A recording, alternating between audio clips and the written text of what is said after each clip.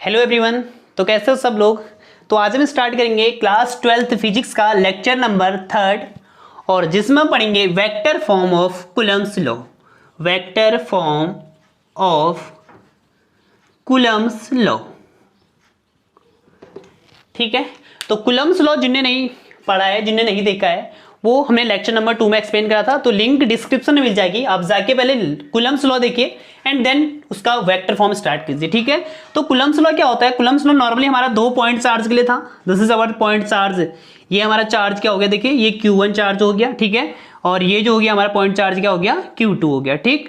दोनों के बीच के डिस्टेंस हमने के लिए सेपरेशन दोनों के बीच का कितना ले लिया हमने, R, ठीक है। तो कूलम्स लॉ क्या होगा इन दोनों चार्जेस के लिए, F इक्वल टू होता है 1/4 pi epsilon naught Q1 Q2 upon R का square. This is our Coulomb's law, ठीक है। अब यहाँ पर देखिए जो फोर्स है, ये फोर्स क्या होती है, वेक्टर क्वांटिटी होती है। तो वेक्टर फॉर्म लिखने के लिए अगर हम यहाँ पर कूलम्स लॉ का वेक्टर फॉर्म लिखने के लिए हम सबसे पहले क्या करेंगे, देखिए यहाँ पर ये दोनों चार्ज क्या है, Q1 और Q2 दोनों ही हमारे क्या है, सेम नेचर के चार्ज हैं, दोनों पॉजिटिव चार्ज हैं।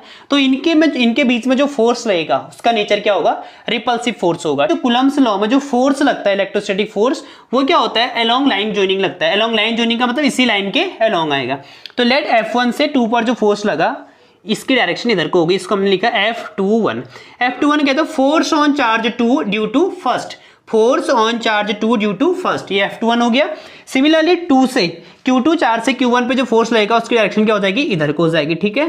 कुछ ऐसे ये हो जाएगी हमारी F12, ठीक है। तो ये हमारा फोर्स हो गया। तो हम यहाँ पर लिखेंगे कि F21, वेक्टर F21 क्या है, force on charge, force on charge Q2 due to Q1। Similar F12 क्या है, force on charge, force on charge Q1 due to Q2, ठीक है।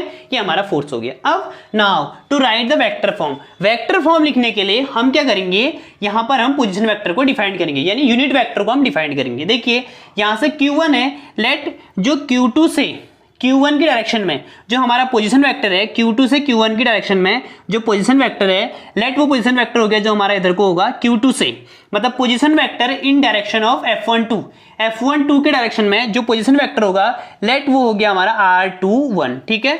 Position vector in direction of F12, ठीक है। Similarly F12 से F21 की direction में position vector लेंगे हम, वो होगा हमारा R12, ठीक है।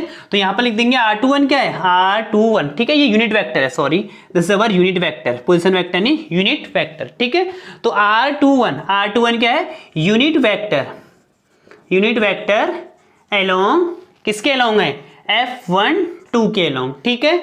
एंड R12 क्या है, R12 है यूनिट वेक्टर अलोंग F21, ठीक है। ये हमने इनको ये हमारा क्या हो गया, इनका रिप्रेजेंटेशन हो गया कि ये चीजें क्या होती हैं, ठीक है। अब वेक्टर फॉर्म लिखने के लिए देखिए हम वेक्टर फॉर्म लिखेंगे। नाउ देखिए सबसे पहले हम F12 लिखते हैं, F12, ठीक है। वेक्टर फॉर्म लिख रहे हैं, F12 इक्वल टू हो जाएगा 1/4 pi epsilon naught Q1 Q2 upon R का स्क्वायर इनटू यहां पर आ जाएगा हमारा यूनिट वेक्टर। देखिए भाई F12 के अलोंग यूनिट वेक्टर कौन सा है, F12 के अलोंग यूनिट वेक्टर हमारा R21 हमारा क्या हो गया, यूनिट वेक्टर। अभी यूनिट वेक्टर क्या होते हैं, तो यूनिट वेक्टर को डिफाइन करेंगे तो यूनिट वेक्टर हमारे वो वेक्टर होते हैं जिनका मैग्नीट्यूड हमारा क्या होता है, 1 होता है। तो इसको लिखेंगे तो vector R21 upon mod R21, ठीक है। Similarly vector unit vector R12 को लिखेंगे vector R12 upon mod of R12, ये यूनिट वेक्टर को डिफाइन करने का वे होता है, ठीक है। तो ये हमारा हो गया F12। Similarly we can write F21, हम F21 को लिखेंगे तो क्या हो जाएगा 1/4 pi epsilon naught Q1 Q2 upon R का स्क्वायर इनटू, देखिए F21 की डायरेक्शन में यूनिट वेक्टर कौन सा है, R12 हो गया, ठीक है। तो ये जो हो गया हमारा कूलम्स लॉ का वेक्टर फॉर्म हो गया। This is our vector form of Coulomb's law, okay. अब यहां पर देखिए ध्यान से, देखिए ये जो यूनिट वेक्टर है हमारे, देखिए सिंस R12, देखिए since unit vector R12 equal to R21, ठीक है, क्यों लिखा हमने दोनों को इक्वेट क्यों किया? बिकॉज दोनों ही यूनिट वेक्टर है और दोनों का मैग्नीट्यूड क्या है हमारा? इक्वल है। अब यहाँ पर देखिए दोनों की डायरेक्शन क्या है? अपोजिट है, तो अपोजिट डायरेक्शन की वजह से यहाँ पर क्या आ जाएगा हमारा? माइनस का साइन आ जाएगा। ठीक है, तो अब इन दोनों को देखिए R12 equal to minus of R21, अगर हम इस वैल्यू को R12 equal to minus R21, इस वैल्यू को R12 की वैल्यू को अगर हम यहाँ पर पुट करेंगे तो हमें क्या मिलेगा? हमें मिलेगा यहाँ से F21 vector F21 equal to 1/4 pi epsilon naught, इसकी वैल्यू को यहाँ पुट करा। ठीक है, 1/4 pi epsilon naught Q1 into Q2 upon R का स्क्वायर इंटू यहाँ पर क्या आ जाएगा? माइनस का क्या आ जाएगा?